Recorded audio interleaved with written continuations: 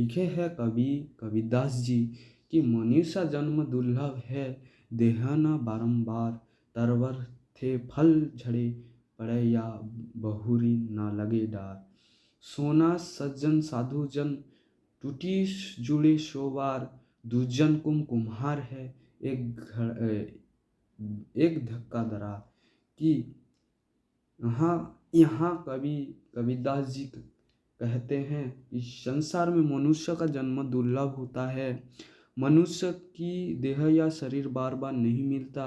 वृक्ष से फल एक बार झड़ जाने के बाद वह पुनः उस पेड़ की डाली पर लग नहीं सकता।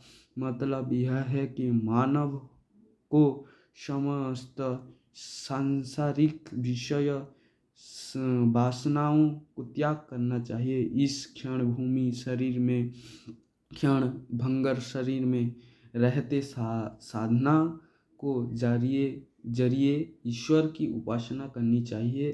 तभी दुर्लभ मानव जीवन का सदुपयोग हो सकेगा। कि संसार रे मनुष्यर जन्म होछि दुर्लभ।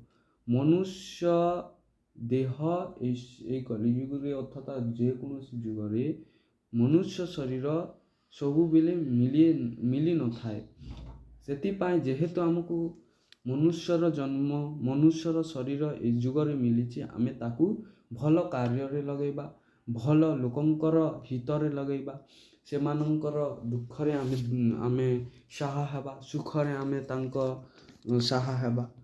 तो साहा कहउचंती एवं गोटे उदाहरण से नहीं आमको कहउचंती गोटे वृक्ष रे जेमिति गोटे फल फली थाए एवं से फल जेतेबेले तले पड़ी जाए आउ से फल आउ पुनः सेई डाल रे आउ लागी पारिबो नाही। सेमिति गोटे लोकर सम्मान गोटे लोकर चरित्र जदि हानि हुए ताहेले से चरित्र आउ थरे फेरी पारिबो नाही, तार सम्मान आउ फेरी पारिबे नाही। तो आमको जेहेतु मानव शरीर मिली तो मानव शरीर जेहेतु मिली लोकंकर उपकार करिबा पाई एवं एही जुगरे ईश्वरंकर आराधना करिबा पाई एवं ईश्वरंकु प्राप्त करिबा पाई। तो काहीकि आमे परस्पर जाति धर्म भेदभाव करिबा एवं भेदभाव करिबा, अन्य को आमे गरीब कहिबा नहीं, निजे नीच देखैबा नहीं, से प्रकार कथा एठारे कवि वर्णना करिसंती। एवं समस्ते समान एठारे। तो समस्ते समान ईश्वर जेहेतु आम मानकु ए धरापृष्ठि मानवर मानवर शरीर दे आमको ये धरारे जन्म लाभ करने सुजोग देइचंती। सेतिपाई आमे आमको धन्य मन करिबा एवं ईश्वरंकर आराधना करिबा बोली कवि कहिसंती कबीरदास। एवं आउ गोटे कहिसंती कि सज्जन और साधुजन सोने जैसे होते हैं, जो टूटने के बाद भी 100 बार जुड़ सकते हैं। लेकिन दुर्जन या बुरे व्यक्ति कुम्हार के घड़े जैसे होते हैं, जो एक धक्के या झटके से टूट जाते हैं। मतलब सज्जन लोग सर्वदा मित्रता बनाए रखते हैं और मगर दुर्जन या खटपट होते ही अलग हो जाते हैं। ये एठारे सुंदर भाव रे कवि कबीरदास लिखि जाइछंती कि सज्जन जो सज्जन व्यक्ति माने सुना परी सुना तो सुना जेपरी 100 बार भांगी गले भी आमे ताकू पुनः तैयारी करि पारिबा।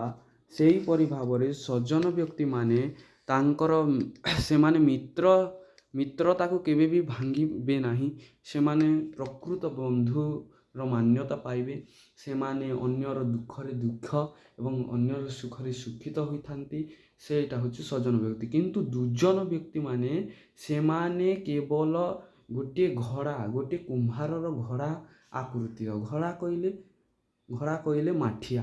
तो जो कुम्हारर माठिया को आमे गोटे धक्का देले बा झटका देले भांगी जाए, सेमिति दुर्जन व्यक्ति माने अन्य लोक मानकर टिके कथारे से माने अवहेलित होती। से माने केवल अन्य को शत्रु बनैबा पाई माहिर होई थांती बोली एठारे कवि कबीरदास सुंदर भावरे समाज को मानव समाज को उपदेश दे जाइछंती कि मनुष्य जन्म केवल ए संसार रे सेतिपाई मनुष्य जन्म होछि दुर्लभ बोली कहि जाइछंती। एवं आमे मध्ये जानिछे ए पृथ्वी रे मनुष्य ଏମିତି ଏକ ଜୀବ ଯାହାକି ଯିଏକି ନିଜ ବିବେକ ଅନୁଯାୟୀ କିଛି କାମ କରିବା ଆଗରୁ ନିଜ ବିବେକକୁ ପଚାରି ସେ କାମ କରିଥାଏ। ତ ସେଥିପାଇଁ ଆମେ ମନୁଷ୍ୟ ଜନ୍ମ ଲାଭ କରିଛେ ଏହି କଳିଯୁଗରେ। ତେଣୁ ଆମେ କିପରି ଭାବେ ଈଶ୍ୱରଙ୍କର ଆରାଧନା କରି ଜୀବନ ବିତାଇବା ସେ ଦିଗରେ